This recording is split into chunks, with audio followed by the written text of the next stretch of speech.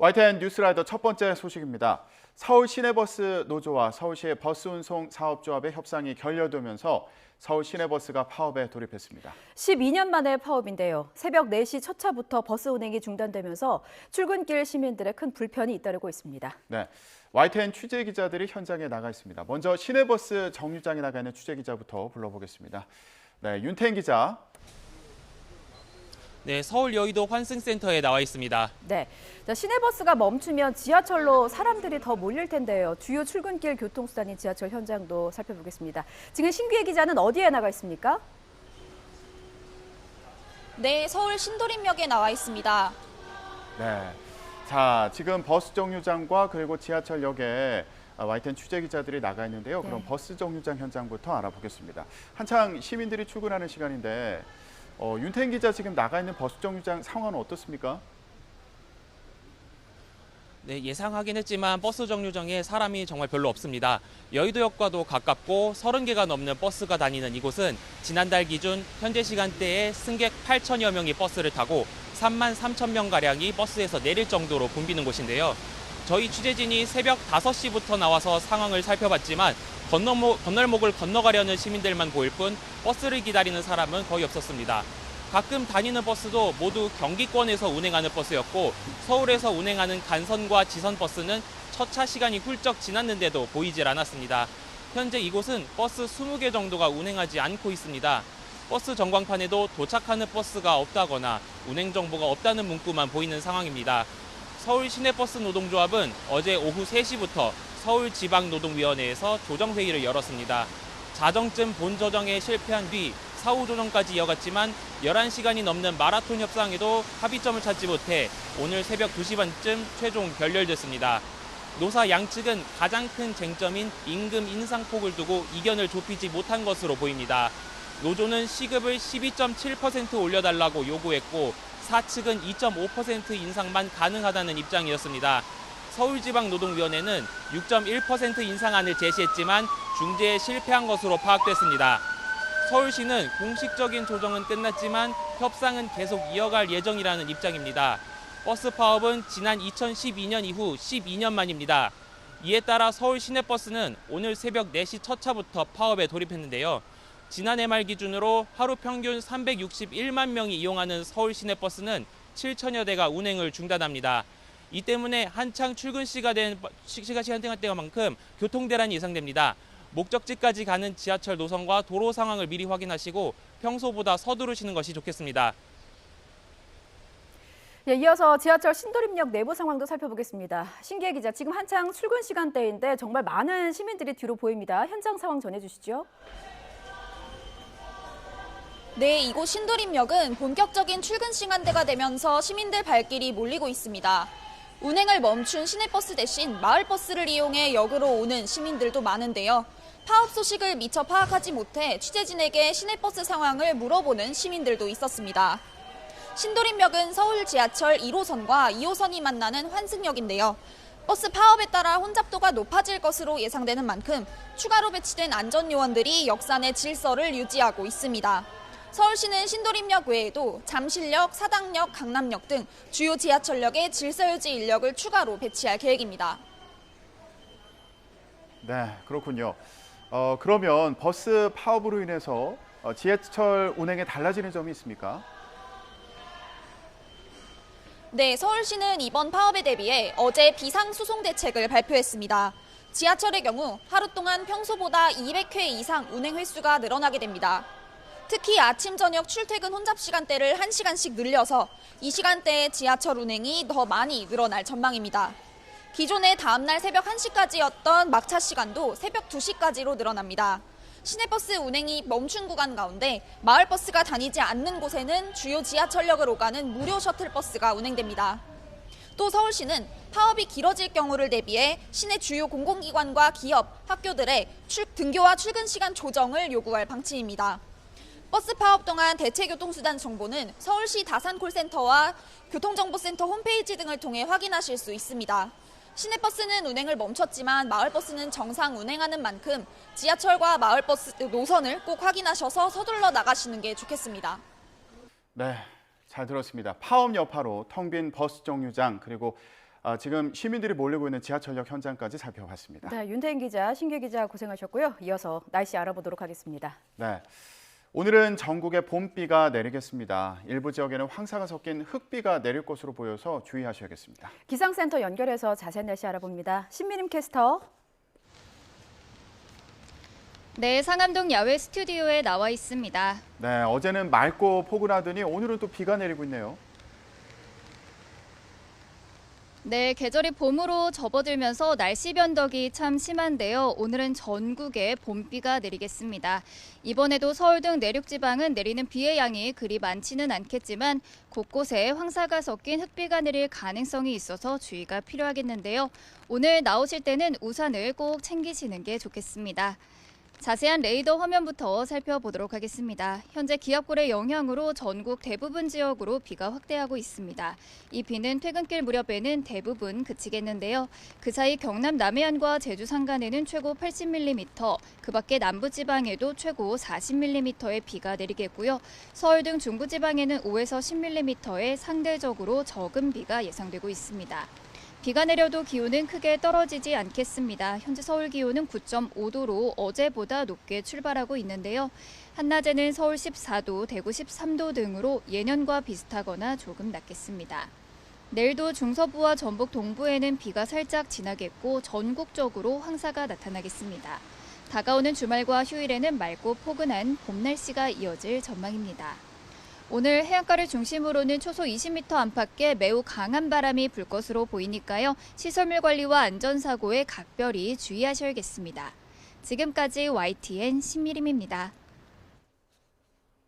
네, 이어서 사건 사고 소식 전해드리겠습니다. 어제 저녁 6시쯤 인천 왕길동에 있는 과자 보관 창고에서 불이 나서 7시간 만에 꺼졌습니다. 이 불로 다친 사람은 없었지만 창고 720제곱미터가 모두 탔습니다. 동해에서 훈련 중이던 해군 간부가 바다에 빠져서 숨졌습니다. 어제 오후 동해에서 훈련 중이던 해군 1함대 고속정에서 상사 A씨가 바다에 빠졌습니다. 해군은 A 상사를 구조한 뒤에 응급조치를 하고 병원으로 옮겼지만 숨졌다고 밝혔습니다. 해군은 사고 경위를 조사하고 있으며 훈련 중에 숨진 A 상사에 대해 최대한 예우를 갖춰 후속 조치를 진행할 예정이라고 말했습니다. 네, 의대 증원과 관련한 의료계 상황 알아보겠습니다. 정부에 거듭된 대화 시도에도 전공의들은 대화에 응하지도 또 병원에 돌아오지도 않고 있는데요.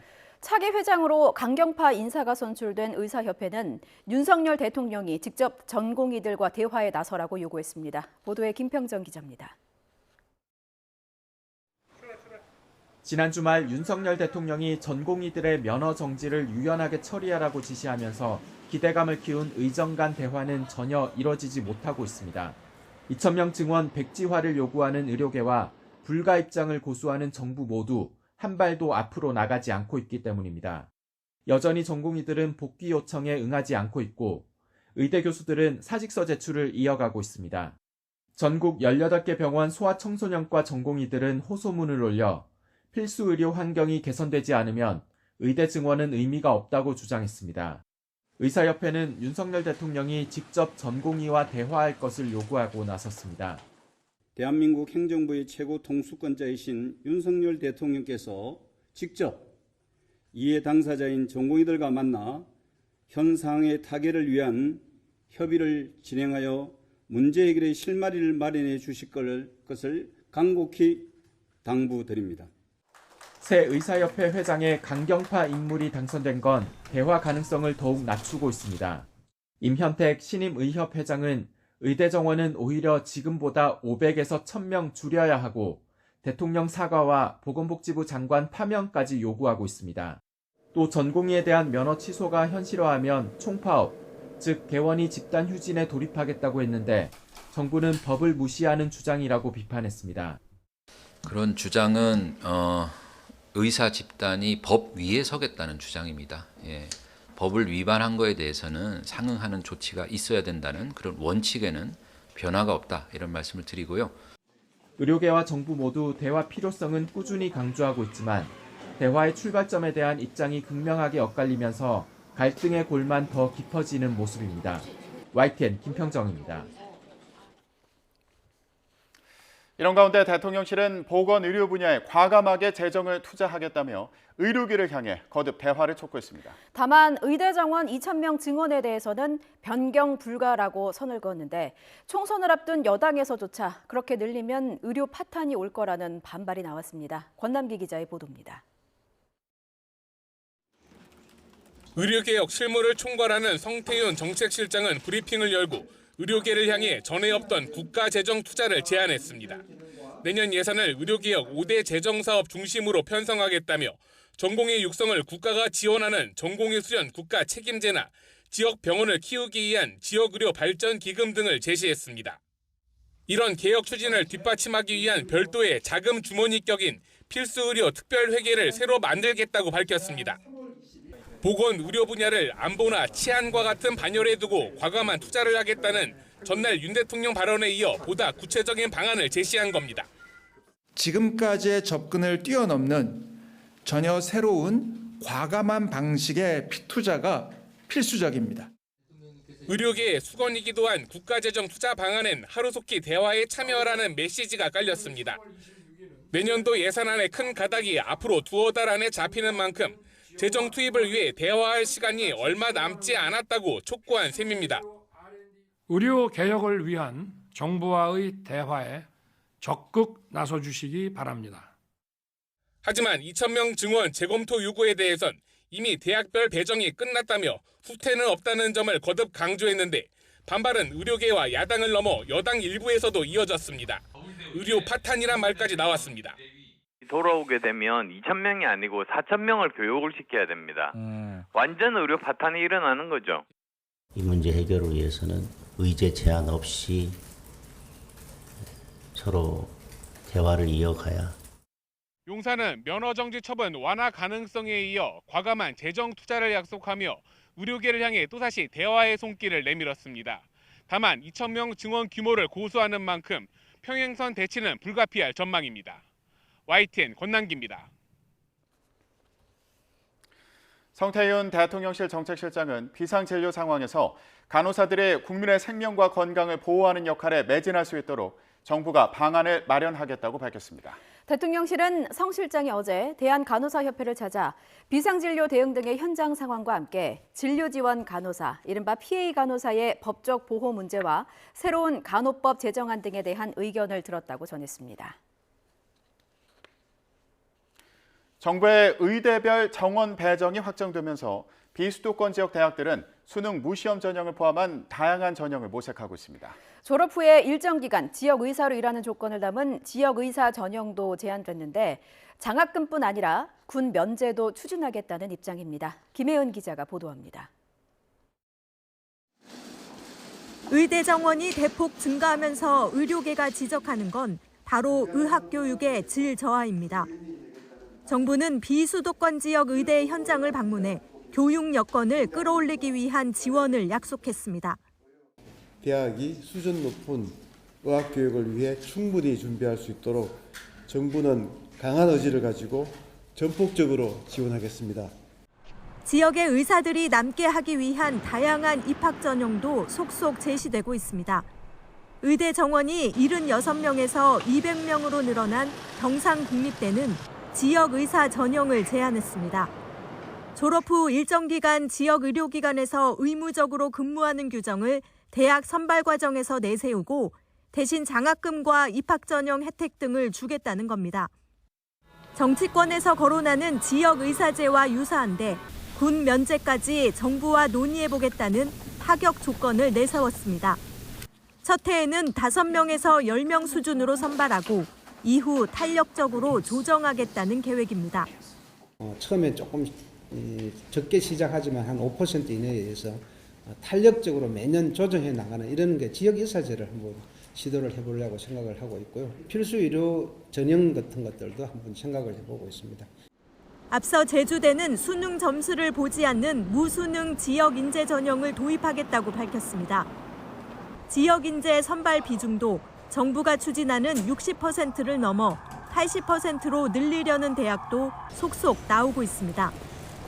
올해 입시에서 비수도권 지역에서 늘어난 의대 정원만 1,600여 명. 이른바 지방 유학이라는 말까지 나오며 의대 입시 경쟁이 뜨거워질 전망인 가운데 의사들을 지역에 남게 하기 위한 입학 전형 경쟁도 빨라지고 있습니다. YTN 김혜은입니다. 관련법이 개정된 뒤 처음으로 고위공직자의 가상자산 보유 현황이 공개됐습니다. 국회의원 최다 보유자는 15억 원어치를 보유했다고 신고한 더불어민주연합의 김남국 의원이었습니다. 이준엽 기자가 들여다봤습니다. 조만영 전남자치경찰위원장은 배우자와 자녀까지 모두 합해 가상자산 10억 7천만 원을 신고했습니다. 전주교대 박병춘 총장의 배우자는 코스모스라는 특정 종목만을 7억 1,700만 원어치 사들였습니다. 이 밖에 김기환 부산울산고속도로 대표와 최민규 서울시의원, 김원영 강원대학교 총장 등 본인이나 배우자가 억대 코인을 보유한 고위공직자는 모두 5명이었습니다. 김남국 의원의 코인 논란으로 공직자윤리법이 개정되면서 이번 고위공직자 재산 공개에 가상자산이 처음으로 포함됐습니다. 가족을 포함해 보유를 신고한 대상자 112명의 보유액을 합하면 47억 원에 달합니다. 이 가운데 자녀를 빼고 본인이나 배우자가 보유한 경우는 전체의 72%인 81명이었습니다. 특히 서울시의원이 12명, 경기도의원이 11명 신고하는 등 전체 58%인 65명이 광역시도의원이었습니다. 금융권 공직자도 있는데 신성환 금융통화위원회 배우자가 모두 19종 1,400만 원대의 코인을 갖고 있다고 밝혔습니다. 국회의원 보유자는 20명으로 지난해 말 권익위의 전수조사 결과 발표 때인 17명보다 늘어났습니다. 전체 의원 가상자산 17억 6천만 원의 87%를 차지한 보유액 1등은 김남국 의원이었습니다. 15억 4천만 원을 신고했는데 지난해 5월에 1.8배, 21대 의원 임기 시작 당시와 비교하면 11배로 보유액이 뛰었습니다. 그 뒤는 배우자가 1억 2천만 원을 보유한 이명수 의원, 본인이 2,800만 원을 지닌 김홍걸 의원이 이었습니다. 보유 의원 가운데 비례위성정당을 포함한 여당 소속이 6명, 야당 소속은 11명, 무소속이나 제3지대가 3명이었습니다. YTN 이준엽입니다. 윤석열 대통령이 지난해 말 기준으로 직전 신고보다 2억 1천여만 원 줄어든 74억 8,100만 원의 재산을 신고했습니다. 김건희 여사 명의 재산이 대부분으로 윤 대통령 부부는 예금으로 56억 1천만 원을 신고했고 사저인 서울 서초동 아크로비스타 가격은 지난해보다 2억 3천만 원 낮아진 15억 6,900만 원으로 잡혔습니다. 윤 대통령을 비롯한 실장, 수석 비서관 등 주요 지기자 11명의 재산 평균은 58억 5천만 원으로 장호진 국가안보실장의 재산이 158억 원으로 가장 많았고 김태효 국가안보실 1차장 141억 원, 왕윤종 3차장이 79억 원으로 뒤를 이었습니다. 이번에 재산이 공개된 고위공직자 1,900여 명 가운데 절반인 49%가 재산이 늘었습니다. 재산이 가장 많은 공직자는 최지영 기획재정부 차관보로 494억 원을 신고했습니다. 이승배 기자입니다. 심창욱 광주광역시 의원은 재산이 1년 만에 83억 원 늘었습니다. 배우자의 비상장 주식이 3배 가까이 올랐습니다. 문원일 구로구청장은 47억, 심우정 법무부 차관 44억, 정영철 영동군수는 43억 증가했습니다. 강은희 대구교육감과 김대진 한국예술종합학교 총장, 차상훈 오송 첨단의료산업진흥재단 이사장 등도 재산이 20억 넘게 뛰었습니다. 국무위원들도 재산이 늘었습니다. 최상목 경제부총리가 2.4억, 한화진 환경부 장관이 2.7억 증가했습니다. 오영주 중소벤처기업부 장관이 1.8억, 신원식 국방부 장관은 1억이 늘었습니다. 이번에 재산이 공개된 고위공직자 1,975명 가운데 49.5%인 978명의 재산이 는 것으로 집계됐습니다. 5억 넘게 증가한 사람이 42명, 1억에서 5억 316명, 1억 미만은 620명이며 평균 3,300만 원이 올랐습니다. 재산 증가 요인으로는 종합주가지수 상승, 저축, 증여 등에 따른 순재산 증가액이 3,326만 원입니다. 재산총액 1등은 최지영 기재부 차관보로 494억 원을 신고했습니다. 나머지 50.5%는 재산이 줄었습니다. 김영환 충북도지사가 67억, 이종호 과기부 장관이 40억, 조성명 강남구청장 43억, 이동현 전라남도 의원은 44억 감소했습니다. 또 한덕수 국무총리가 2억, 이상민 행안부 장관 4.9억, 이정식 고용부 장관은 3.5억 재산이 줄었다고 신고했고 오세훈 서울시장 4.6억, 김진태 강원도지사 8.8억, 이장우 대전시장은 5.6억 원이 줄었습니다. YTN 이승배입니다.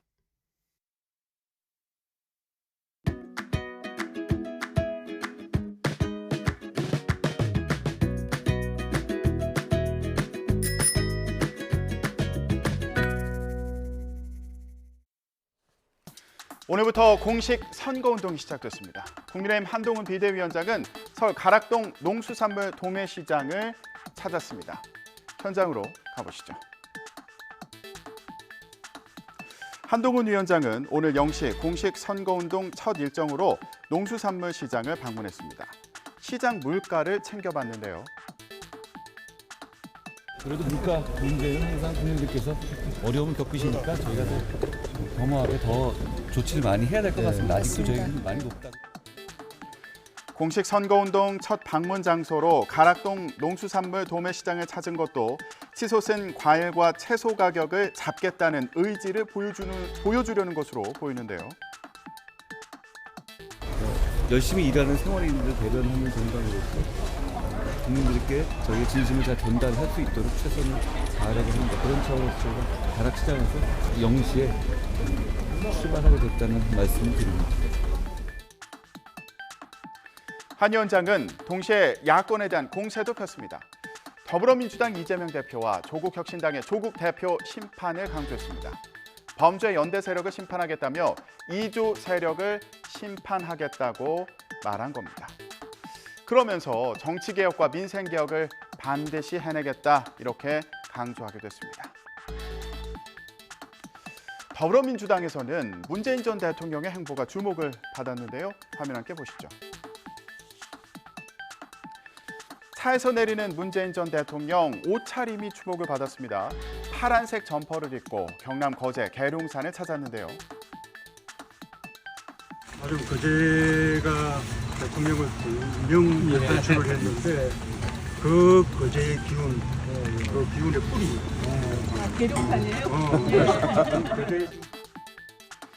민주당의 상징색인 파란색 점퍼를 찾아 입고 자신의 고향 거제에 후보 지원을 위해서 나선 겁니다. 나도 오늘 응원하고 격려하는 마음을 표현하려고 옷도 파란 옷 입고 왔는데 이게 오랜만에 파란 옷 찾느라고 이런 문 전 대통령의 행보에 대해 지지층 결집에 나선 거 아니냐는 해석도 나오고 있습니다. 이런 가운데 민주당 이재명 대표는 오늘 오전 10시에 서울 용산역 광장에서 출정식에 참석합니다. 용산을 출정식 장소로 선택한 건 정권 심판론을 부각하기 위한 거라는 해석이 나오고 있습니다. 이 대표는 자신의 지역구인 인천 계양을에 이어서 서울 중성동갑 지원에 나서는데요. 이곳에서 공천 배제된 대표적인 친문 임종석 전 대통령 비서실장과 함께 유세에 나설 예정이어서 이것도 주목되고 있습니다. 지금까지 전국 브리핑이었습니다.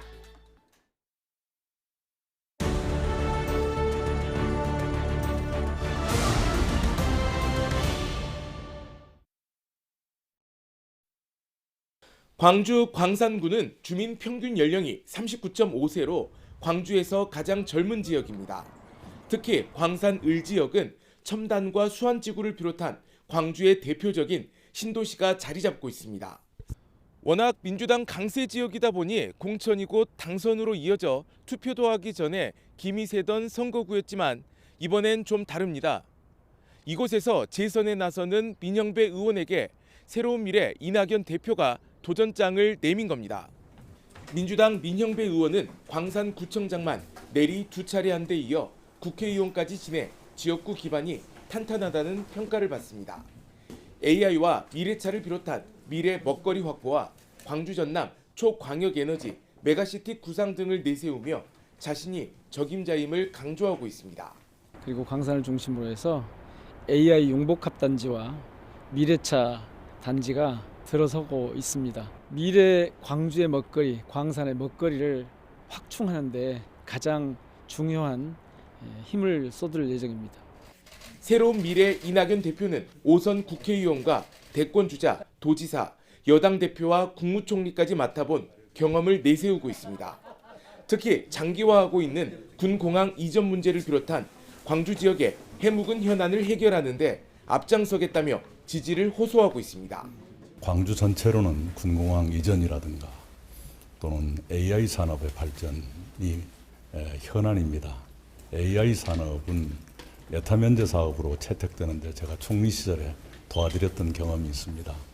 두 후보 모두 윤석열 정부의 무능과 실정을 지적하지만 온도차는 확실합니다. 지난 2022년 검수완박 법안 처리 과정에 민주당을 탈당하기까지 했던 민형배 후보는 이른바 검찰 독재를 끝내겠다는 포부입니다. 이를 위해 검찰 수사권과 기소권 완전 분리를 위한 검찰 정상화법을 1호 법안으로 내겠다고 약속했습니다. 지금 윤석열 검찰 독재 정권은 한마디로 일방통행입니다. 여야 협치도 없고 민생에 대한 고민도 부족합니다. 따라서 22대 국회가 되면 가장 먼저 정치를 정상화해야 합니다. 이낙연 후보도 윤석열 정권의 무능과 타락이 우리나라를 한없이 추락시키고 있다며 정권 교체를 이뤄내는 대안이 되겠다고 밝혔습니다. 더불어민주당의 법적 도덕적 문제로 현 정권을 제대로 심판하지 못하고 있다며 거대 양당에 나라의 운명을 맡기면 안 된다고 주장합니다. 특히 양당이 국민들의 신뢰를 얻지 못하는 가장 큰 요인인 도덕적, 법적 흠결, 그것이 없는 세력으로 당당하게 검찰 독재 정권과 맞설 수 있는 그런 대안 세력이 되도록 하겠습니다. 이낙연 새로운 미래 대표가 최종 출마지로 선택하면서 관심이 부쩍 높아진 광주 광산을 국민의힘 안태욱 후보와 녹색정의당 김용재 후보, 진보당 전주현 후보까지 가세하면서 투표 전까지 각축전을 예고하고 있습니다. YTN 나연호입니다.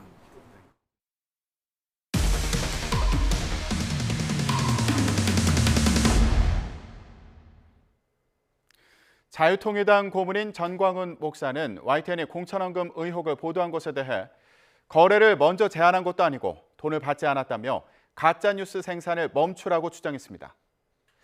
전 목사가 비례대표 100% 당선 가능하다며 특별당비를 입금하라고 요구하고 당 공천관리위원장이 관여한 정황이 담긴 녹취까지 추가로 확인됐습니다. 권준수 기자의 단독 보도입니다.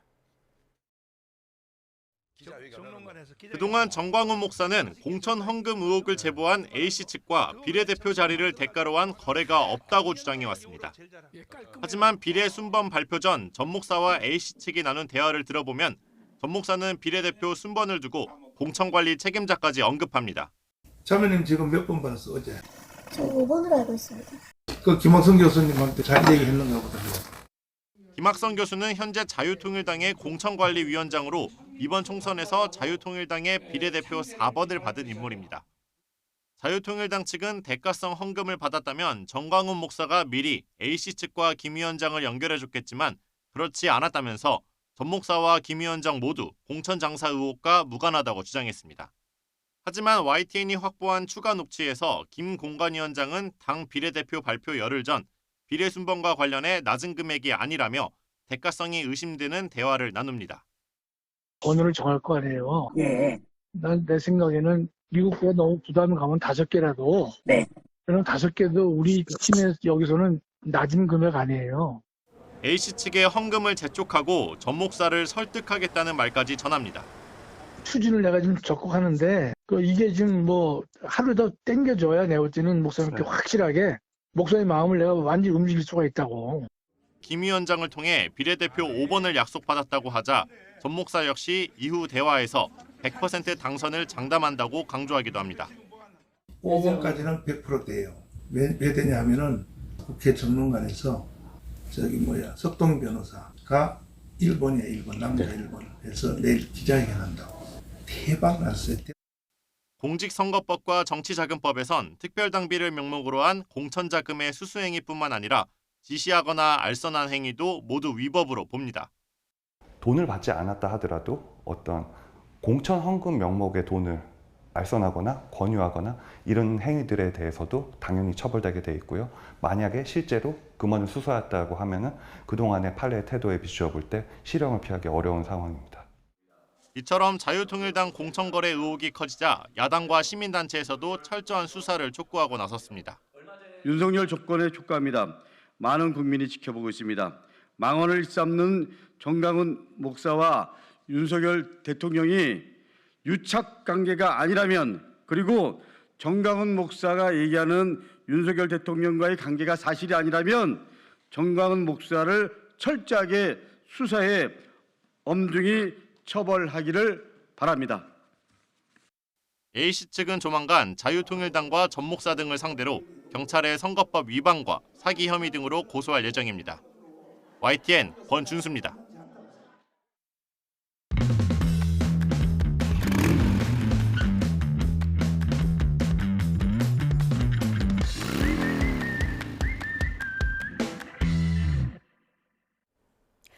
YTN 뉴스라이더 함께하고 계십니다. 인천시청에 방문했던 한 민원인이 있습니다. 그런데 특정 부서가 그냥 휑 가더라는 겁니다. 점심시간도 아닌데 일찌감치 자리를 비웠고 심지어 어느 직원은 2시간이 다 되도록 자리로 돌아오지 않았습니다. 10분이면 화장실이 급하겠거니 30분이면 회의 중이겠거니 기다려도 2시간 동안이나 자리를 비운 연유는 무엇인가? 그래서 현장에서 감사를 요구했습니다. 근태 확인 좀 부탁드린다. 문제는 그 다음 날부터 일어났습니다. 나도 모르게 내 개인정보가 조회되고 있었던 겁니다. 세금 체납 사실이 있나? 어디 사나? 가족은 누가 있나? 주민등록 등초본까지 몰래 열람했다고 합니다. 이미 민감한 개인정보가 다 노출된 마당에 주민등록 번호를 바꿀 수도 없고요. 주소지를 바꿀 수밖에요. 민원인은 결국 이사를 택했습니다. 유서연 기자입니다. A씨는 복무규정을 위반했다며 현장에서 감사를 요구했습니다. 너무 심한 거 아닌가 해서 감사실에 전화를 해서 내려와서 사실 확인 좀 부탁드린다고 하게 된 거고, 감사실에 내려와서 보니까 실제적으로 이제 그런 문제점이 있는 걸 보여서 감사 민원을 제출한 적이 있죠. 민원은 접수됐고 사태는 일단락하는 듯 했습니다. 그런데 문제는 그 다음 날부터 시작됐습니다. 감사가 접수된 부서의 고위공무원 B씨가 지방세입 정보 시스템에 접속해 A씨의 개인정보를 조회하기 시작한 겁니다. 가장 먼저 체납자 관리카드에 이름이 올라왔는지 들여다봤습니다. 며칠 뒤에는 또 다른 공무원 C씨를 시켜 A씨의 주민등록 등본과 초본까지 몰래 열람했습니다. 제가 자기네 해당하는 지자체에 거주한다고 생각했을 거 아닙니까? 했는데 안 나오니까 그거에 대해서 확인하기 위해서 주민등록 등본표를 열어본 거라고 제가 생각하게 된 거죠. 이 같은 사실을 까마득히 모르던 A씨는 익명의 편지를 받고서야 낌새를 눈치챘습니다. 경찰 조사에서 B씨는 부하 직원을 통해 A씨의 체납 여부와 주민등록 정보를 조회한 것은 사실이나 업무를 위해 한 거라고 주장했습니다. 하지만 확정된 체납을 징수하기 위해서가 아닌 체납 여부가 있는지 알아보기 위해 특정인의 개인정보를 조회하는 건 불법입니다. 경찰은 개인정보보호법 위반 혐의로 B씨를 검찰에 넘겼습니다. 또 B씨 지시를 받고 등본과 초본을 열람한 C씨에 대해서도 수사하고 있습니다. 인천시청은 아직 수사 중인 사안이라며 공식 입장을 내지 않겠다고 말을 아꼈습니다. 양육비를 주지 않아서 무책임하다는 비판을 받는 나쁜 아빠, 나쁜 엄마들이 있습니다. 낳아만 놓고 양육은 책임지지 않는 무책임한 부모에 대해서 법원도 철퇴를 내렸습니다. 재판에 넘겨진 나쁜 아빠를 법원이 처음으로 법정 구속한 겁니다. 실형을 선고받고 구속된 나쁜 아빠는 밀린 양육비만 10년간 9,600만 원입니다. 액수가 커서 그렇지 매달로 계산하면 고작 80만 원입니다. 물가도 많이 올랐는데 두 아이 공부도 시켜야 하는데 아이 둘을 키우는 데 필요한 최소한의 그 어떤 의무조차 하지 않은 겁니다. 무려 10년 동안을요. 재판부는 자녀들과 아이의 엄마에게 회복할 수 없는 범죄를 저질렀다고 질타하면서 징역 3개월을 선고했습니다. 집행유예가 아니어서 다행이고 첫 법정 구속이라서 의미가 있습니다만 글쎄요, 3개월이라 아이들과 엄마의 10년, 그 인고의 세월에 비하면 어림도 없다 생각합니다. 안동준 기자입니다. 40대 남성 A씨는 지난 2014년 아내와 이혼했습니다. 두 자녀는 아내가 키우기로 하고 매달 80만 원의 양육비를 약속했습니다. 하지만 한 푼도 주지 않았습니다. 지난 2022년엔 법원의 감칙명령까지 받았는데 달라지는 건 없었습니다. 재판부는 A씨가 이혼 후에도 미성년 자녀를 부양할 의무가 있었음을 알고 있었다면서 불착기 기사로 일하며 급여를 현금으로 받고도 이를 지급하지 않아 비난 가능성이 크다고 판단했습니다. 또 피해자는 이행 명령 청구와 강제 집행 등 모든 방법을 동원했지만 양육비를 받지 못했고 A씨가 미성년 자녀와 전처에게 회복할 수 없는 범죄를 저질렀다고 덧붙였습니다. 양육비를 주지 않는 이른바 나쁜 아빠에게 실형을 선고한 첫 사례입니다. 지난해 9월엔 양육비 미지급 사건 첫 형사재판이 있었지만 징역형의 집행유예가 선고됐고 2개월 뒤에도 3,800만 원을 주지 않은 친부에게 징역형의 집행유예가 내려졌습니다. 당시 재판부는 형사처벌 필요성이 높다면서도 양육비 일부를 지급한 점을 고려했다며 실형을 선고하지 않은 이유를 설명했습니다. 재판부에서도 이 문제를 엄중하게 보고 계셨다는 뜻이고 그것이 선례가 돼서 다음 양육비 문제에 대해서도 좀 강력한 그런 처벌이 이제 좀 나올 수 있게 됐고 하지만 형사 처벌을 떠나 받지 못한 양육비를 돌려받는 건 별개의 문제입니다. 피해자들의 생계를 위해 양육비를 어떻게 지급할 수 있을지 정부가 고민해야 한다는 목소리도 나오고 있습니다. 도로를 순찰하던 경찰들의 시야에 이상한 트럭 한 대가 포착됐습니다. 중앙선을 넘어서 역주행하더니 그대로 냅다 달리더라는 겁니다. 음주운전 차량이었습니다. 음주 상태인데 과속에 역주행까지. 이거 언제 사고가 나도 이상하지 않을 상황입니다. 경찰은 1km를 추격한 끝에 운전자를 붙잡았습니다. 경찰의 말 먼저 들어보시겠습니다. 사이렌도 치명하면서 하이빔을 쏴서 이제 쓰라고 또 이제 방송 그리고 마이크가 있어요. 그 정지하라고 이렇게 마이크로 방송도 하고요. 사이렌과 하이빔에도 멈출 기미가 없었던 트럭. 경찰이 멈추라고 외칠수록 운전자는 더 대담하게 도주했습니다. 반대편 차선을 택하더니 넘나들 듯 말 듯 위암천만한 운전을 계속 이어나가는데요. 이 상태로 1km 넘게 질주했고 빨간색 신호를 받고 나서야 그제서야 멈춥니다. 차 문을 열고 내리라는 경찰의 요구에도 얼마 동안 응하지 않던 운전자는 경찰이 몇 차례 잡아 끌고 나서야 겨우 차 밖으로 내렸습니다. 당시 상황 들어보시죠. 그걸로 감지해서 음주가 확인이 되면 운전자를 하차를 시켜가지고요. 수정기로 수정을 하게 됩니다. 현장에서 바로요. 경찰이 확인한 남성의 혈중 알코올 농도는 0.179%, 면허 취소 수치였습니다. 술이 과하면 부모도 못 알아본다는데 그래도 경찰은 알아보셨네요.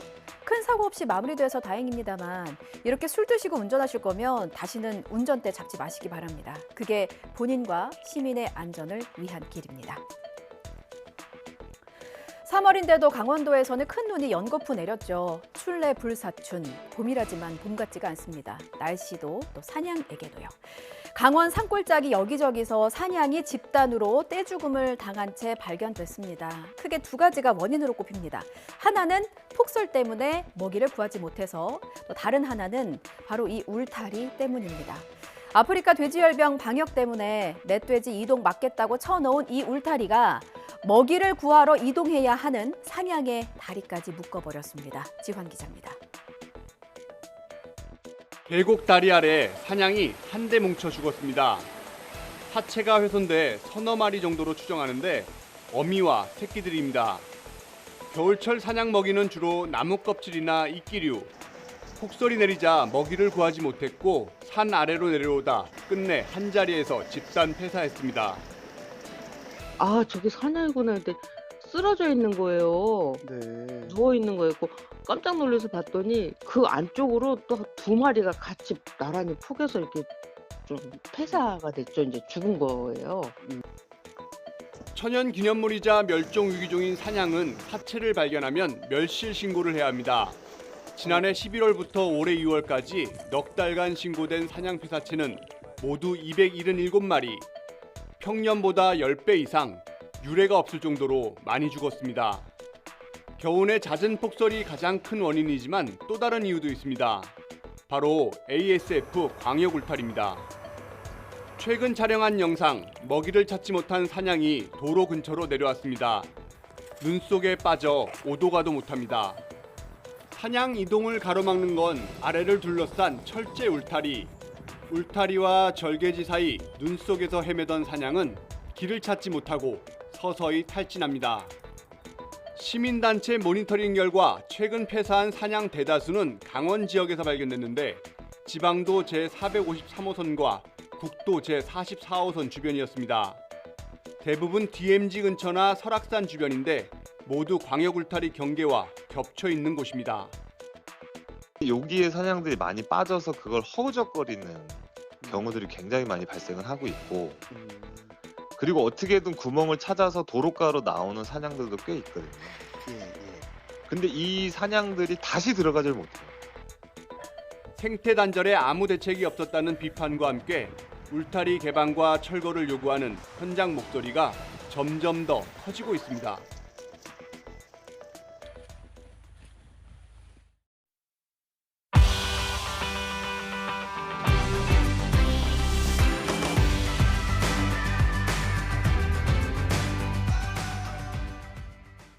예, 매주 목요일 주요 사건 사고를 범죄학의 관점으로 해석합니다. 오윤성 순천향대 경찰행정학과 교수 나와 계십니다. 어서 오십시오. 네, 안녕하세요. 예, 오늘은 화성에서 있었던 살인 사건 얘기를 좀 해보겠습니다. 여자친구와 여자친구의 어머니를 흉기로 찌른 20대 남성이 구속이 됐죠. 예, 그렇습니다. 지난 25일 오전 9시 40분인데요. 경기 화성 봉담 소재에 있는 한 오피스텔에서 20대 남성이 동거하던 여자친구 B 씨와 그리고 그녀의 어머니 C 씨를 흉기로 찌른 사건입니다. 예. 이 사건 경위를 보게 되면 두 사람이 동거 중인 오피스텔에 이 여자친구의 어머니가 이제 들어가고 난 이후에 모종의 어떤 갈등이라든가 이런 다툼이 있었고, 예. 그 과정에서 이 20대 남성이 집에 있던 흉기를 가지고 두 사람을 이렇게 찌른 사건인데요. 여자친구 같은 경우는 배와 가슴 부위에 상처를 입고 이 심정지 상태로 병원으로 구송이 됐지만 안타깝게 사망을 하고 말았고요. 예. 그리고 어머니 같은 경우도 좌우 옆구리를 찔려서 지금 현재 의식은 있지만 상당히 위중한 상태로 알려져 있습니다. 그래서 이제 경찰은 이 A 씨를 살인 및 살인 미수 혐의로 긴급 체포를 했고, 수원지법에서는 지금 이제 사건이 상당히 엄중하고 도주의 우려가 있다라고 예. 해서 지난 26일 날 구속영장을 발부했습니다. 예. 이 남성이 범행 직후 자기가 이런 범죄를 저질렀다 경찰에 직접 신고한 건 아니고요. 맨발로 경비실을 찾아가서 나 좀 신고해달라 이렇게 요청했다면서요? 예, 그렇습니다. 지금 이제 현장 영상을 보게 되면 예. 이 남성이 바로 이제 범행을 하고 난 직후에 오피스텔을 맨발로 나와가지고 계단으로 내려가서 1층 경비실에 있는 경비원에게 신고해달라라고 이제 요청하는 것이 보이고요. 예. 그래서 이제 이 오피스텔 경비원 같은 경우는 뭐 다른 얘기는 없었고 경찰에 신고해달라라고 하는 얘기만 들었다고 합니다. 그래서 이제 그로부터 한 5분 뒤에 경찰이 이제 출동을 했고, 예. 실제로 이제 이 남성 같은 경우는 뭐 도주하거나 저항을 하지 않고 순순히 그 자리에서 이제 경찰에 의해서 체포가 됐는데요. 왜 그러면 본인이 직접 전화를 해가지고 신고를 할 수 있음에도 불구하고 예. 경비원에게 그렇게 신고를 부탁을 했느냐면, 통상 이런 행위를 하게 되면 크게 이제 세 가지로 예. 본인이 뭐 도주를 하거나 또는 뭐 자수를 하거나 예. 또는 극단적인 선택을 하거나 이렇게 나눠 볼 수 있는데, 도주해 봐야 잡힐 것 같고, 그리고 이제 극단적인 선택 같은 경우는 본인이 이제 겁이 나는 그런 상황인데, 지금 이 행위를 하고 난 뒤에 본인이 직접을 하는 것보다는 다른 사람을 시켜서 대리 자수를 하는 것이 좀 심리적으로 본인이 방어막을 친 것이 아닌가라는 생각이 듭니다. 그렇군요. 이런 경우가 그래도 있긴 있나 보군요. 있습니다. 예. 그렇군요. 어쨌든 경찰이 올 때까지 기다린 걸 보면 도주의 의사는 없었던 것으로 보이는데, 문제는 이제 경찰 조사를 해야 될 거 아닙니까? 네. 근데 이 남성이 충격을 너무 많이 받아서 진술을 제대로 못하고 있다고 합니다. 무슨 충격을 받았다는 건가요? 지금 이제 이 20대 남성은 범행 과정에서 손을 다쳤다라고 하는데, 이제 예. 통상 이제 사람에 대해서 흉기로 공격을 할 때 칼끝이 어디 부딪혔을 때 자기 손이 밀려서 손을 다치는 경우는 있습니다. 그런데 이제 일단 뭐 본인이 사람을 살해하는 그 과정에서 충격을 받았다라고 하는 것은 뭐 일단 이해는 할 수는 있지만 그렇다고 경찰 조사를 받지 못할 정도냐라고 하는 것에 대해서는 좀 의문이 있거든요. 예. 왜 그러냐면 이제 본인이 직접 피해를 당했다든지 자신의 어떤 가족이 자기 눈앞에서 피해 당하는 것을 보게 되면 충격을 받아서 예. 어떤 그 얘기를 하기 힘든 그런 상황인데 제가 봤을 때는 뭐 좀 이 일종의 정신적인 여유를 가지려고 하는 그런 어떤 그 심리가 아닌가라는 생각이 들고요. 예. 지금 아마 조사가 진행이 되고 있을 거로 봅니다. 혹시 이 남성이 범행 당시에 어떤 그 심신미약을 주장할까 봐요? 음주 상태라든지 뭐 마약을 했다든지 이런 상태는 아니에요. 참 그게 이제 그 경찰은 당연히 예. 이 상황에서는 마약 검사 음주 상태를 갖다 이제 그 검사를 하는데 예. 마약에서도 음성 반응이 나왔고 술도 마시지 않은 것으로 밝혀졌습니다. 그렇군요. 가해자가 진술을 제대로 하지 않다 보니까 제대로 된 조사가 이루어지지 않는 상황인데 무엇보다 왜 흉기를 휘둘렀는가 이 부분이 좀 중요할 것 같고 어머님께서 위중하다고 하시니 지금 병중에 있는 어머니를 대상으로 경찰 조사가 좀 빨리 진행될 수도 없을 것 같기도 하고요. 언제쯤이면 이 남성이 좀 보통 이런 경우에는 언제쯤 입을 엽니까? 글쎄요. 지금 이제 이 그 피해자 같은 경우에 지금 어머니 같은 경우는 위중하니까 당장 그 피해자 조사를 하기는 어려울 것 같고요. 예. 이 남성에 대해서 조사를 해야 되는데 지금 경찰에서는 이렇게 얘기를 하고 있습니다. 여자친구 모녀와 무슨 이유로 다퉜는지 조사를 하고 있긴 있지만 예. 구체적인 내용은 밝히기 어렵다라고 해서 좀 개인적인 그런 쪽으로 이제 얘기를 하고 있는데요. 그런데 이제 실제로 뭐 아까 나왔지만 거주 중인 이 오피스텔에 이 그 여자친구의 어머니가 찾아와서 문제가 발생이 된 거 아니겠습니까? 예. 그러니까 제가 이제 이 상황을 보건대 평소 이 남성이 폭력이라든가 집착이라든가 이런 것 등으로 인해서 그 여자친구와의 관계가 원만하지 못했던 것은 확실한 것 같습니다. 그래서 이제 그 사건 당일날 이 여자친구가 자기 어머니에게 전화를 해서 도움을 요청했다든가 뭐 그랬기 때문에 어머니가 방문을 했겠죠. 그래서 이제 어머니가 예컨대 왜 우리 딸을 괴롭히느냐, 뭐 그러려면 헤어져라, 뭐 이런 정도의 어떤 대화가 오간 것으로 추정이 되고 그 과정에서 이 남성이 집안에 있는 흉기로 뭐 격분해서 한 사람을 살해했고 또 한 사람은 지금 현재 위중한 그런 상태가 아닌가라는 생각이 들어요. 예, 두 사람에게 흉기를 그렇게 마구 휘두른 것 치고는 이제 충격을 받아서 경찰 조사도 제대로 임하지 못한다는 게 사실 이해는 되지 않아서 지금이라도 속죄하는 마음으로 성실히 조사에 임했으면 하는 바람입니다. 다음 소식 짚어보겠습니다. 다음은 어머니를 살해한 10대 아들 소식입니다. 국민참여재판에서 중형을 선고받았어요. 징역 20년을 선고받았는데 아들이 어머니를 살해했는데 왜 살해했는가 봤더니 야단을 쳐서라고 합니다. 이 사실 좀 어처구니 없는 그런 사건이었죠. 예. 작년 그 추석이었는데요. 10월 1일 날 오후 5시 35분에 충북 청주에 있는 한 아파트에서 당시 이제 중학생이던 그 이 아들이 정군이 어머니를 흉기로 찔러서 살해하는 그 사건이 발생했는데요. 예. 그 이유를 들어보니까 좀 앞뒤 맥락으로 봐서는 이해하기 힘든 그런 사건이었죠. 예컨대 이 추석을 맞아서 지금 놀이터에서 아이들이 떠들고 있는데 저걸 좀 조용히 시켜달라라고 어머니에게 요구를 합니다. 예. 근데 어머니가 아니 지금 명절이니까 애들이 저렇게 뛰어놀고 시끄러운 게 당연한 거 아니냐라고 이 야단을 갖다 치니까 격분해서 살해를 했다는 거예요. 그래서 이 사건 당시에 잠시 외출했다가 돌아왔던 이 정군의 아버지 같은 경우가 자기 아내가 쓰러져 있는 것을 그 목격을 하고 병원에 옮겼지만은 그 어머니는 돌아가셨고요. 그리고 이제 범행 1시간 10분 만에 근처 인근을 배회하던 그 정군을 경찰이 발견을 하고 이제 그 긴급 체포를 했는데 정군이 경찰에서 진술한 내용을 보니까 왜 그럼 어머니를 살해했느냐라고 하니까 아마 누나가 있는데 거동이 좀 불편한 누나가 있나 봐요. 그래서 이제 이 어머니가 평소 그 누나를 자기보다 훨씬 더 챙긴다라고 하는 그 이유로 원망을 해왔다라고 하는 이런 그 어처구니 없는 이유를 댔습니다. 철이 없어도 이렇게 없을 수가 있나 싶은데 일단 혐의는 존속살해 혐의를 받고 있고요.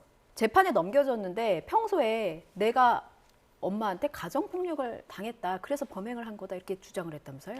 예, 지금 이제 아까 뭐 자기 누나하고 어떤 차별 대우라고 하는 이 이외에도 또 이 정군 같은 경우는 살해 원인에 대해서 가정 폭력이 있었다라고 이제 이유를 대고 있는데요. 사실 이 주위에 있는 그 가족들의 진술은 전혀 달랐습니다. 특히 이제 아버지 같은 경우는 평소 아들을 엄마가 굉장히 잘 돌봤다라고 해서 눈물을 흘리면서 증언을 했고요. 그리고 이제 정군의 누나도 평소 이 가정 폭력은 없었다라고 얘기를 했는데 실제로 누나를 편애한다는 이 주관적인 감정 이외에 가정 폭력을 당했다라고 하는 이 객관적인 상황을 보면 이 신빙성이 좀 낮아 보이고요. 예. 제가 봤을 때는 어떻게 됐건 이런 이유를 대고 친모를 살해했다라고 하는 것은 그거는 이유가 되지 않죠. 그럼요, 그럼요. 아버지의 눈물의 호소, 아내는 아들을 정말 잘 돌봤다라는 호소가 이제 재판부에 이제 닿은 것 같습니다. 그런데 재판 과정에서 정군의 변호인은 또 심신미약 상태였다를 주장을 하면서 요구를 했던 게 소년부 송치 결정을 내려달라라는 거거든요. 이게 어떤 의미가 있는 겁니까?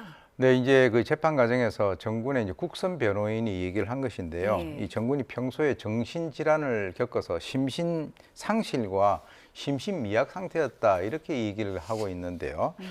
지금 이제 주장하는 내용들을 보면은 평소에 자폐증을 알아온 것으로 알려진 이 정군 같은 경우는 지난해 9월에 이제 학교에서 그 자기 친구들과 어떤 그 다툼이 있어가지고 흉기로 자해 소동을 해서 예. 학폭위로부터 출석 정지 처분을 받았습니다. 예. 그러니까 이제 변호인이 주장하는 것은 어릴 때부터 이 정군이 정신 장애를 갖다가 앓고 있고 그리고 이제 제대로 된 치료라든가 양육을 받지 못했다. 그래서 감정과 행동을 조절하지 못하고 하는 그 상황에서 이런 것을 고려해서 소년부 송치를 얘기했거든요. 근데 예. 이제 이 사건이 발생됐을 당시에 이 그 정군 같은 경우는 14세 이상이 됐기 때문에 네. 이게 촉법 소년에 해당이 되지 않고 그쵸. 범죄 소년에 해당이 됩니다. 그럼 범죄 소년은 두 가지를 선택할 수 있는데 예. 예를 들어서 소년부 송치를 할 수도 있고 일반 그 형법에 의해서 처벌할 수도 있거든요. 그래서 이제 소년부를 만약에 송치를 하게 된다면 감호위탁이라든가 사회봉사명령 그리고 이제 보호관찰 소년원 송치라든가 해서 법무부에서 나오는 보호처분 1호에서부터 10호까지를 갖다 받을 수 있는데 예. 실제로 전가 기록도 남지 않습니다. 그런데 검찰 같은 경우는 사건 그 당일에 있었던 어머니의 그 질책이 다른 사람을 배려해라라고 하는 어떤 훈육 차원이었다. 네. 그리고 실제로 이 뭐 당시에 옳고 그름을 갖다가 판단하지 못할 정도는 아니었다라고 하는 대검찰청 정신감정 결과서를 증거로 제출하면서 징역 20년을 구형했습니다. 징역 20년. 의미를 좀 짚어볼게요. 국민참여재판으로 진행이 됐는데 배심원들은 어떤 판결을 내렸습니까? 사실 이제 국민참여재판이라고 하는 것은 이제 무작위로 사람들을 뽑아서 그 사람들 배심원들이 유무죄하고 형량을 갖다 결정하는 건데 네. 이것이 이제 뭐 재판에 대해서 결정적인 영향을 갖다 미치는 건 아닙니다. 그러나 이 법적 구속력은 없지만 약간의 영향, 어떤 그 의견을 제시를 하는 그런 건데요. 재판부의 판단에는 영향을 줄 수 있다는 그렇습니다. 말씀이신 거죠? 예. 네. 그래서 이제 이것이 9명의 배심원이 거기에 참여를 했는데 예. 9명이 전원 유죄 판결을 내렸습니다. 그중에서 8명이 무기징역을 내렸고요.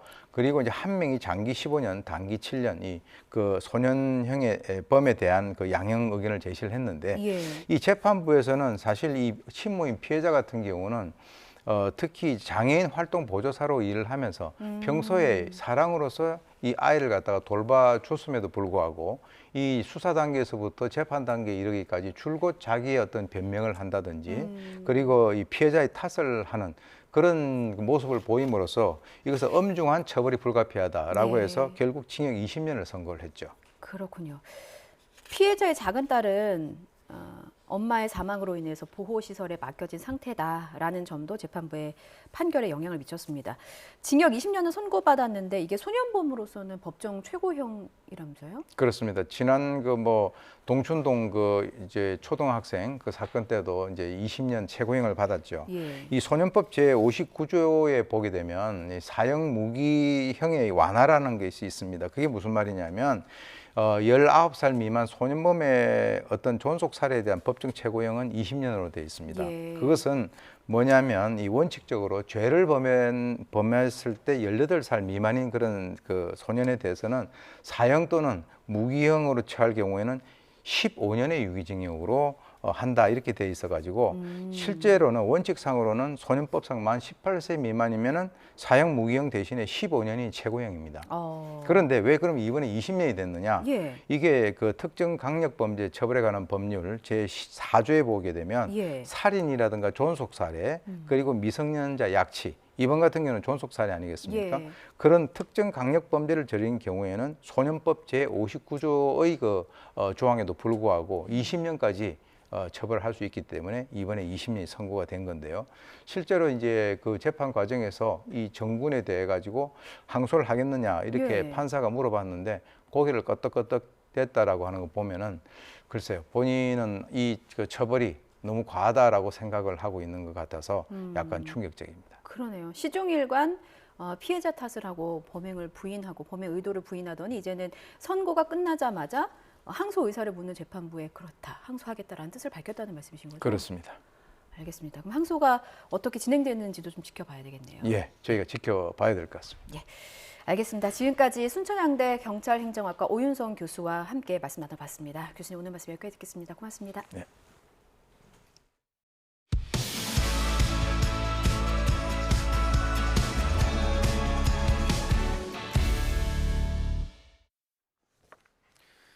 미국 볼티모어항의 교량 붕괴 사고는 보호장치 미흡과 엄청난 충격 때문일 수 있다는 진단이 나왔습니다. 미국 동부와 대서양을 연결하는 볼티모어항이 마비되면서 미국 물류에도 큰 타격이 예상됩니다. 서봉국 기자가 전해드립니다. 선박과 충돌 후 수십 초 만에 무너져 내렸던 볼티모어항 다리. 영국 파이낸셜 타임스는 공학 전문가를 인용해 다리 기둥 주변의 보호장치가 불충분했을 수 있다고 의문을 제기했습니다. 뉴욕 타임스도 자동차 범프 같은 완충 장치가 있었다면 충격에 더 잘 견뎠을 것으로 분석했습니다. 반세기가 다 된 노후 다리에 초대형 컨테이너선이 부딪히면서 설계 당시 적용된 구조적 충격 흡수력을 넘어서는 충격이 가해졌기 때문이라는 의견도 나왔습니다. Given the fact that it impacted that pier just apparently from the videos head on, I'm not surprised. 동부와 대서양을 연결하는 핵심 물류기지 볼티모어항이 기능을 멈추면서 동부 물류도 마비됐습니다. 지난해만 107조 원 규모의 국제 화물을 처리한 미국 최대의 차량 수송 간문이지만 항구 운영이 언제 재개될지 불투명하기 때문입니다. 교량 붕괴로 일대 육상 교통도 타격이 불가피합니다. But some of the very large dry bulk activity will be very difficult to reorganize in that sense. So there will be an impact. 교량과 충돌하기 전에 동력을 잃은 것으로 알려져 현재로선 동력 문제가 사고 원인으로 추정되는 사고 선박 달리오. 실종 인부 6명이 모두 사망한 것으로 추정되는 가운데 당국은 선박 블랙박스를 확보해 증거 조사에 착수하는 한편 정부 대응을 구조에서 수습으로 전환했습니다. YTN 서봉국입니다. 러시아가 모스크바 공연장 테러 사건의 배후가 우크라이나라는 주장을 굽히지 않고 있습니다. 러시아는 또 서방의 미디어가 러시아인의 살해를 요구하는 악성 게시물을 방치하고 있다면서 우크라이나 편에 선 서방 진영에도 비판을 쏟아냈습니다. 이상순 기자가 보도합니다. 테러리스트들이 무차별 공격의 무대로 삼았던 러시아 록밴드 피크닉의 공연이 재개됐습니다. 이번에는 테러 희생자들을 위한 추모 공연입니다. Вот я лично про себя скажу, я приняла такое решение, мне хотелось сюда прийти. Во-первых, почтить память погибших. Во-вторых, эти деньги, как было сказано, пойдут как пожертвования. 공연장 주변엔 경찰 병력이 배치됐고 입구에서는 삼엄한 보안 검색이 진행됐습니다. 관람객 일부는 푸틴 러시아 대통령이 그려진 티셔츠를 입고 추모 공연에 참석했습니다. У меня был билет еще задолго до этих всех событий. С цветами я пришел, потому что меня это тронуло до глубины души. И скажу честно, я еще пока не знаю, кому их дарить. Я думал, либо положить, если здесь будет мемориал, либо просто сейчас придут мои друзья, поделить их. 이런 가운데 러시아는 공연장 테러의 배후가 우크라이나라는 주장을 굽히지 않고 있습니다. 배후를 자처한 IS, 이슬람 국가가 이 정도 규모의 테러를 수행할 능력은 없다는 겁니다. 러시아는 나아가 서방 미디어 기업들이 모스크바 테러에 대한 악성 댓글을 방치하고 있다면서 이는 테러범들과 연대하는 것이라고도 했습니다. И буквально спустя несколько часов после теракта англосаксонские медиа, мейнстримовые, CNN, New York Times и многие другие начали распространять именно эти версии. Главный смысл которых сводился к одному: во всем виноват ИГИЛ. 테러 공격 혐의로 기소된 4명은 모스크바 남동부의 악명 높은 레포르토보 구치소 독방에 수감된 것으로 전해졌습니다. 러시아 보건부는 이번 테러 사건 사망자가 143명까지 불어났고 아직 80명이 병원에 있다고 밝혔습니다. 러시아 당국이 공개한 사망자 명단에는 성이 김 씨인 피해자도 있지만 러시아 국적 고려인으로 추정되고 있습니다. YTN 이상순입니다. 우크라이나 외무장관이 러시아에 대한 북한의 군사 지원을 언급하며 한국 정부에 패트리엇 방공 미사일을 지원해달라고 요청했습니다.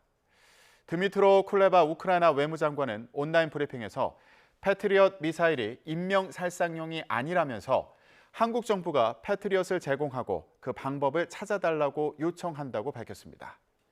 쿨레바 장관은 북한은 러시아에 포탄을 제공하며 우크라이나를 파괴하는 것을 돕고 있다며 하지만 한국은 우크라이나가 러시아를 방어하는 데 필요한 무기를 보내지 않겠다고 하지만 한국은 우크라이나가 러시아로부터 자국을 방어하는 데 필요한 무기를 보내지 않겠다고 한다고 지적했습니다. 국내 대형마트 업계 1위인 이마트가 설립 이후 처음으로 희망퇴직을 공고하면서 업계가 술렁이고 있습니다. 중국 이커머스의 공세가 계속되고 쇼핑 문화도 바뀌면서 유통업계 지각 변동도 가속화하고 있습니다. 김선희 기자입니다. 대형마트 업계에서 선두였던 이마트가 결국 희망퇴직 공고를 내며 뒤숭숭한 분위기입니다.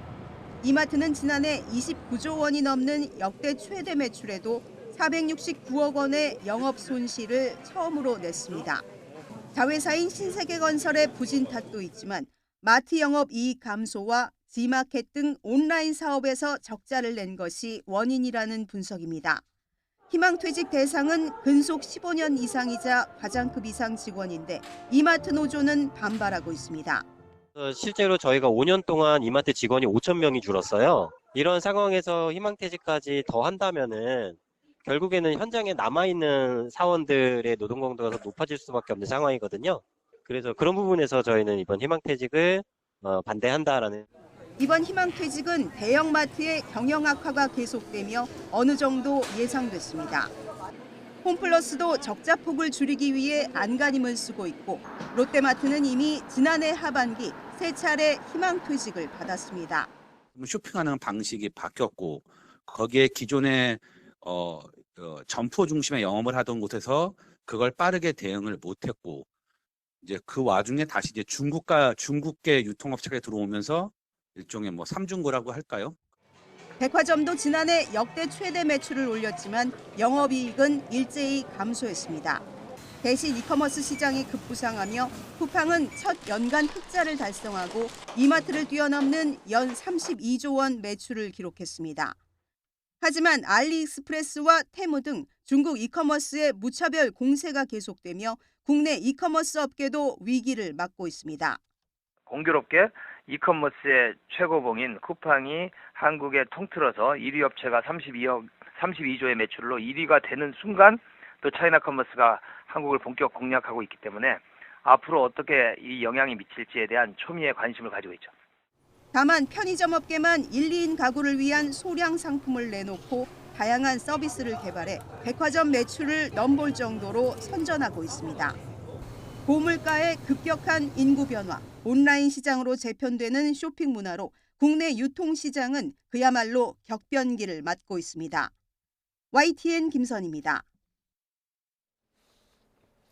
그동안 부동산 정비 사업에 큰 걸림돌로 평가받던 재건축 초과이익 부담금이 많이 줄어들게 됐습니다. 관련 개정법이 시행됐는데 최근에 워낙 부동산 경기가 좋지 않은 만큼 시장 분위기 반전까지는 쉽지 않을 전망입니다. 차유정 기자입니다. 재건축으로 얻은 이익에서 최대 50%를 부과하는 재건축 초과이익 환수제. 부담금이 지나치게 높다는 지적과 함께 정비사업의 최대 걸림돌로 평가받아 왔습니다. 관련 법 개정안이 시행되면서 부담금이 크게 줄었습니다. 재건축 부담금을 면제하는 기준이 3천만 원에서 8천만 원으로 올라갔고 부과 구간도 완화됐습니다. 초과이익이 많지 않았던 단지들은 부담금 부과 대상에서 빠지게 된 겁니다. 초과이익을 환수하는 재건축 단지는 40% 정도 줄고 평균 부담금도 8,800만 원에서 4,800만 원으로 절반 가까이 감소할 것으로 추산됐습니다. 하지만 이런 변화에도 재건축 시장 분위기가 반전되기는 어려워 보입니다. 원자재 값이 여전히 비싼 데다가 부동산 경기가 워낙 침체해 재건축 사업성이 떨어졌다는 평가가 많기 때문입니다. 게다가 고금리 상황도 계속되며 초과 부담금 완화만으론 시장이 활기를 찾기 힘들 전망입니다. 재건축을 추진하는 조합원 입장에서는 어느 정도라도 부과한다는 데 의미가 있기 때문에 이게 완화된다고 해서 재건축이 활성화되거나 또는 뭐 가격이 오르거나 그러지는 않을 거라고 봅니다. 재건축 초과이익 환수 자체에 문제가 많은 만큼 폐지를 주장하는 목소리도 적지 않습니다. 재건축으로 얻은 이익이 아직 발생하지 않은 미실현 이익인데도 과세하는 건 문제가 있고 부담금 자체가 형평성에도 맞지 않다는 겁니다. 같은 정비 사업인 재개발에는 없습니다. 신규 아파트나 분양을 받아서 새로 입주하는, 같이 입주하는 이런 분양자에게도 부과되지 않습니다. 그런 차원에서 여러 가지 형평성의 문제도 있기 때문에 총선을 앞두고 정치권에서도 폐지 논의에 군부를 대는 분위기도 있지만 당장 법 개정 논의가 이루어지긴 쉽지 않습니다. 개정안이 5달 안에 부담금을 부과하도록 하는 만큼 이르면 올해 상반기 중에는 부과받는 단지가 나올 전망입니다. YTN 차유정입니다.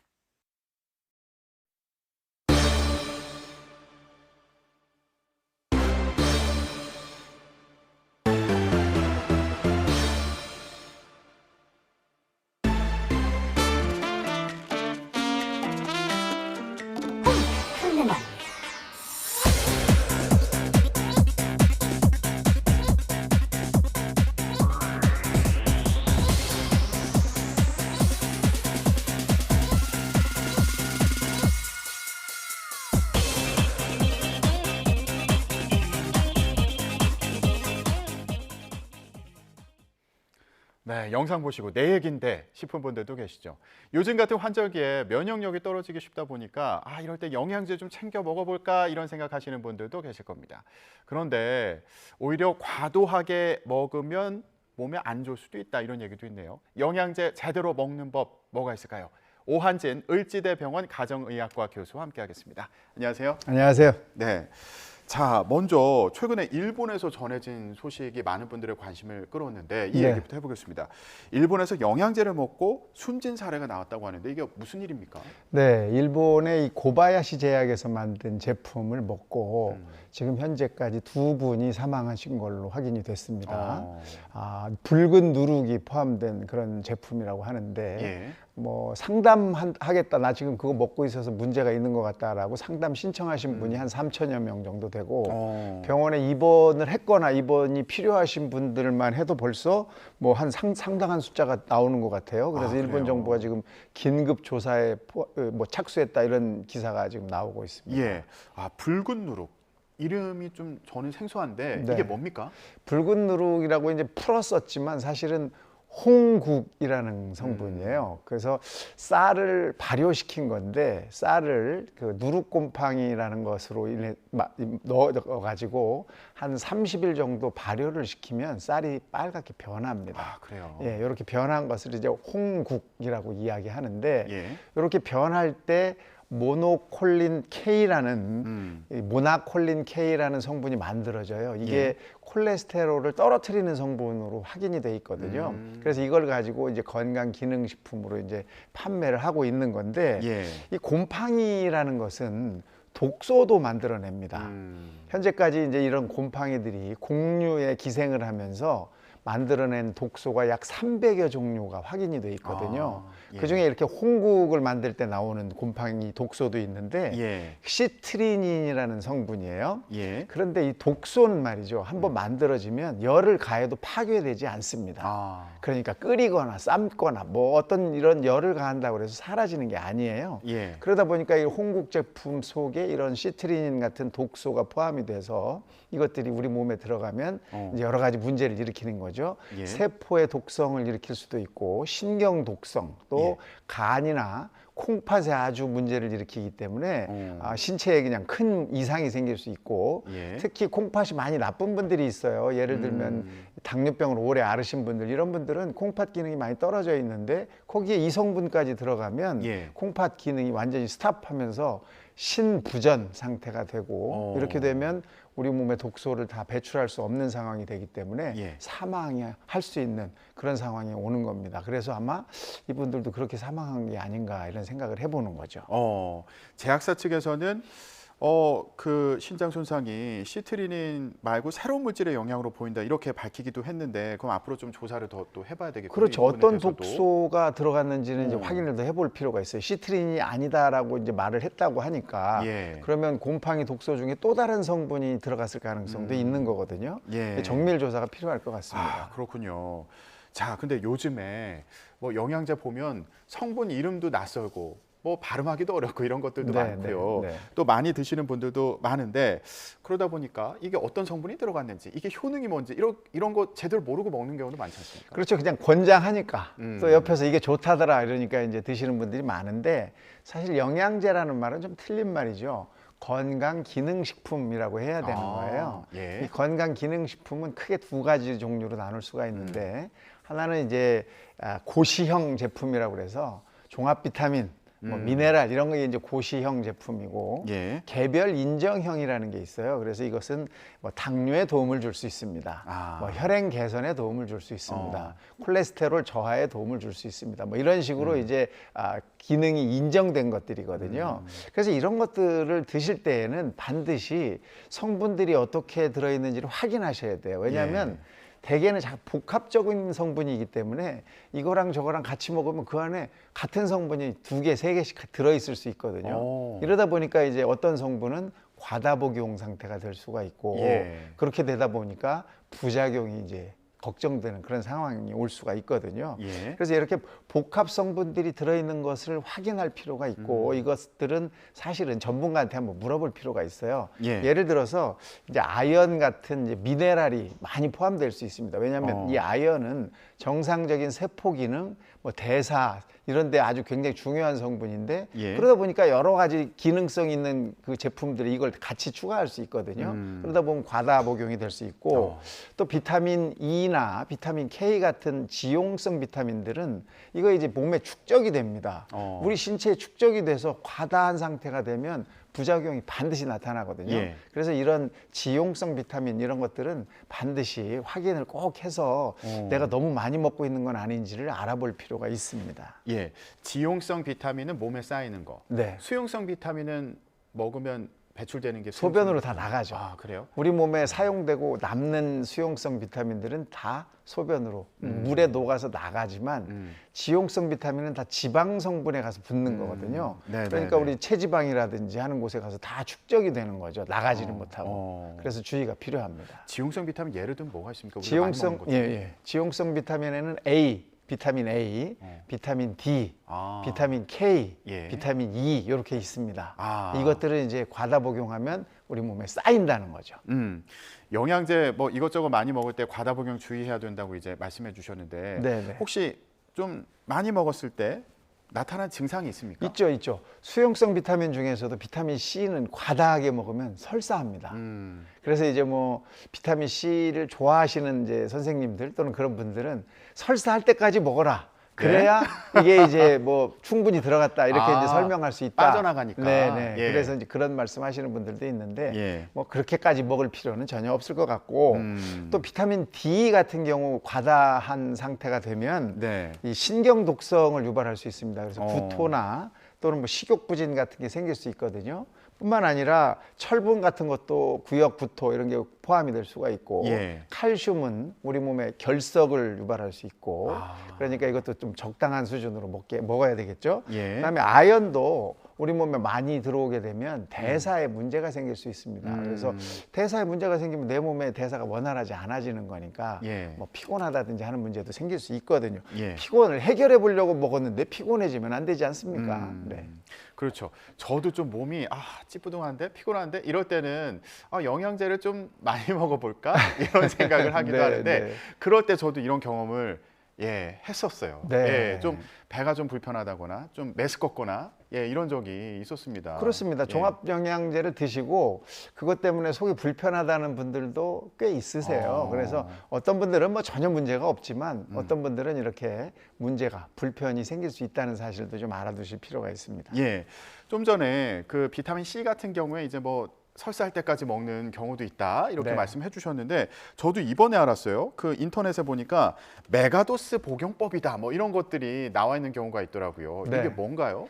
메가도스는 이제 뭐 우리가 먹는 원래 권장량보다 뭐 많게는 10배까지도 먹게 하는 이런 이제 방법을 말하는데 이 안에는 주로 이제 수용성 비타민들이 들어 있습니다. 그래서 빠져나가는 것들. 그렇죠. 수용성 비타민이니까 비타민 C와 비타민 B군이 이제 대체적인데 이것들은 먹으면 뭐 내 몸에 다 쓰이고 나면 남는 것들은 소변으로 다 나가니까 큰 문제가 되지 않는다라고 생각해서 이제 메가도스를 쓰는 거거든요. 그러면 조금 들어갔을 때 잘 쓰지 못해서 불편하던 것들이 완전하게 다 채워지는 거 아니냐 뭐 이런 의미 때문에 쓰는데 사실 우리가 그 정도로 못 먹고 살지는 않잖아요.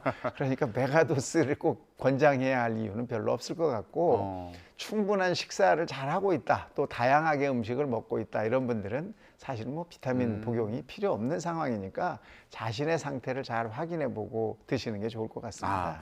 혹시라도 흡수가 덜 될 경우에 대비해서 좀 많이 먹자 이런 건데 아까 말씀하신 것처럼 그런 좀 메스껍거나 뭐 배탈 나거나 이런 경우도 생길 수 있으니까. 그럼요. 틀림없이 생길 수 있거든요. 네. 알겠습니다.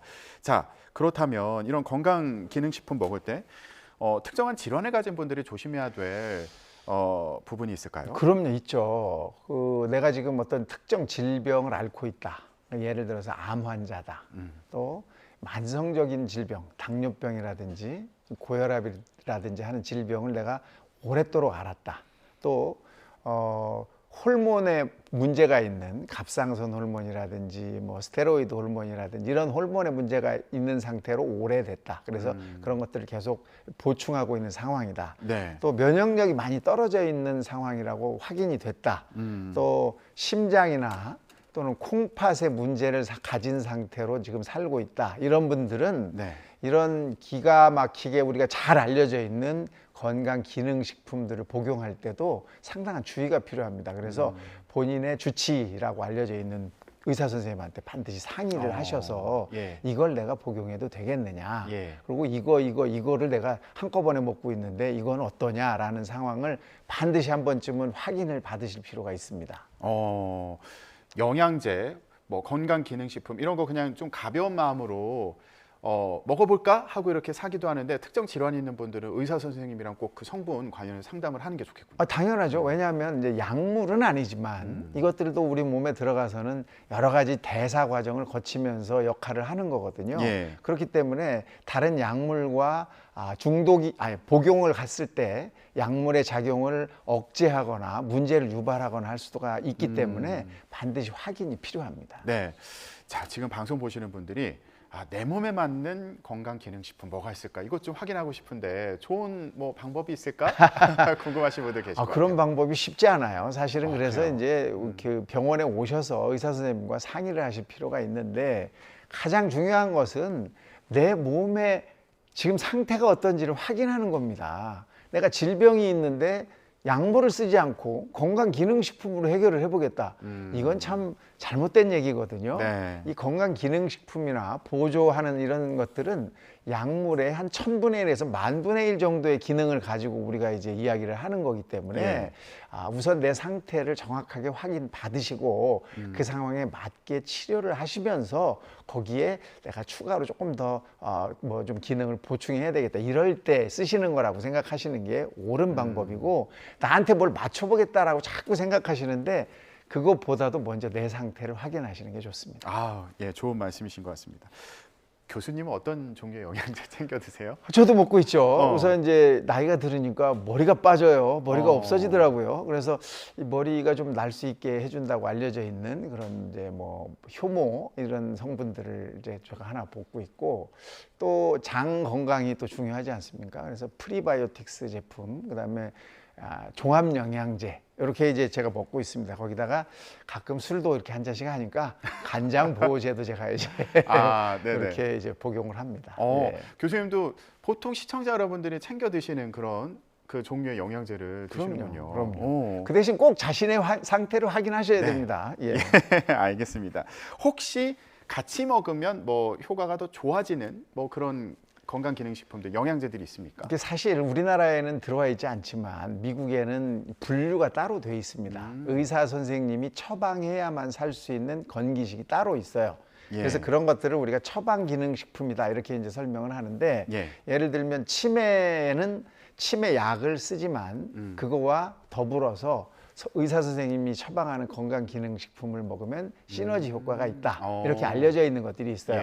당뇨 환자한테도 그런 처방하는 기능식품이 있고 뭐 고혈압이나 심뇌혈관 질환이 있는 분한테도 그렇게 처방하는 처방기능식품이 있거든요. 근데 아직 우리나라에는 그런 부분이 아직 법적으로도 만들어져 있지 않고 수입도 되지 않고 있어서 약간 좀 불편한 부분은 있습니다. 근데 앞으로는 이런 것들도 이제 좀 잘 되지 않을까 이런 생각을 해봅니다. 그리고 많은 분들이 좀 궁금하실 것 같은데 요즘 영양제 종류가 굉장히 다양하잖아요. 그러다 보니까 가격도 또 천차만별이에요. 그렇죠. 또 굉장히 비싼 게 느껴지는 그런 가격대 영양제들도 있는데 저거 비싸니까 효과가 더 좋지 않을까라는 생각을 하는 경우도 있거든요. 그렇죠. 남의 떡이 다 커 보이고 비싼 게 좋아 보이죠. 사실은 근데 비타민은 공급처가 거의 다 정해져 있습니다.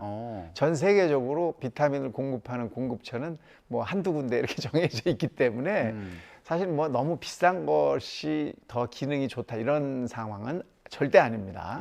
그러니까 내 상태에 맞춰서 내 지갑 조건에 맞춰서 그거에 맞는 것을 드시는 게 가장 좋고 저렴하다고 해서 기능이 떨어진다? 절대 아닙니다. 그러니까 그런 부분은 걱정 마시고 필요한 게 있으시면 저렴한 제품 구매하시는 게 차라리 좀 효과적이지 않을까요?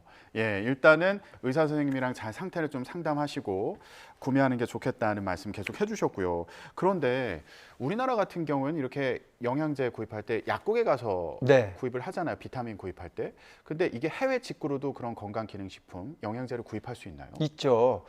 우리나라는 종합 비타민이 약물로 돼 있습니다. 그래서 처방을 받거나 또는 이제 약국에 가야만 살 수 있게 돼 있고 그 외국에는 이 종합 비타민 제제들이 건강기능식품으로 되어 있는 경우가 꽤 있습니다. 그러니까 건강기능식품이니까 아무나 해외 직구를 할 수가 있는 거죠. 그러다 보니까 우리나라에 이런 종합 비타민들이 해외에서 직구로 구매하시는 분들이 좀 있거든요. 그런데 좀 주의가 필요합니다. 왜냐하면 우리는 건강기능식품이라고 해서 식약처가 완전히 인정을 하고 그 기능을 확인받아야만 그 마크를 붙일 수 있게 돼 있는데 해외 직구 제품들은 그런 부분이 좀 허술해요. 그래서 성분은 뭐 이렇게 들었다고 하는데 사실상 가보니까 아닌 것들이 꽤 있었어요. 그래서 이런 것들을 좀 주의해야 하기 때문에 될 수 있으면 우리나라에서 기능을 확실히 인정받은 건강기능식품 마크가 붙은 것들을 이용하시는 게 좋지 않을까 이런 생각을 해봅니다. 알겠습니다.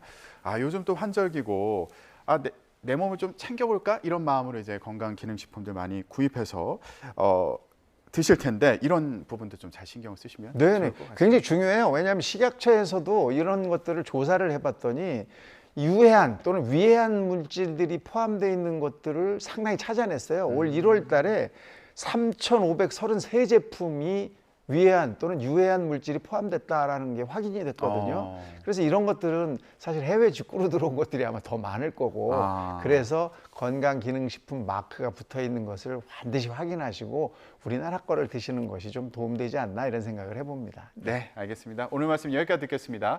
지금까지 오한진 교수와 함께했습니다. 말씀 고맙습니다. 고맙습니다. 맑고 포근했던 어제와 달리 오늘은 전국에 봄비가 내리겠습니다. 이번에도 서울 등 내륙 지방에는 비의 양이 그리 많지는 않겠지만 곳곳에 황사가 섞인 흑비가 내릴 가능성이 있어서 주의가 필요하겠는데요. 또 경남 해안과 제주도를 중심으로는 돌풍과 벼락을 동반한 강한 비가 예상되고 있습니다. 시설물 피해 없도록 각별히 주의하셔야겠습니다. 자세한 레이더 화면부터 살펴보도록 하겠습니다. 현재 기압골의 영향으로 전국 대부분 지역에 비가 내리고 있습니다. 비는 퇴근길 무렵에는 대부분 그치겠는데요. 그 사이 경남 남해안과 제주 산간에는 최고 80mm, 그 밖에 남부지방에 최고 40mm의 비가 내리겠고 서울 등 중부지방에는 5에서 10mm의 상대적으로 적은 비가 예상되고 있습니다. 비가 내려도 기온은 크게 떨어지지 않겠습니다. 오늘 서울 낮 기온은 14도, 대구 13도로 예년과 비슷하거나 조금 낮겠습니다. 비가 그친 뒤에는 황사가 나타나기 시작해 내일은 전국에 황사가 예상되는데요. 호흡기 약하신 분들은 주의하셔야겠고요. 다가오는 주말과 휴일에는 맑고 포근한 봄 날씨가 이어지겠지만 계속해서 황사가 나타날 가능성이 있어서 앞으로 발표되는 기상 정보를 꼼꼼히 확인하셔야겠습니다. 오늘 오후부터 영남해안을 중심으로는 바람이 무척 강하게 불겠습니다. 시설물 관리와 안전사고에 각별히 주의하셔야겠습니다. 지금까지 YTN 신미림입니다. 네, 오늘 뉴스라디오는 여기서 마치겠습니다. 저희는 내일 뵙겠습니다. 고맙습니다.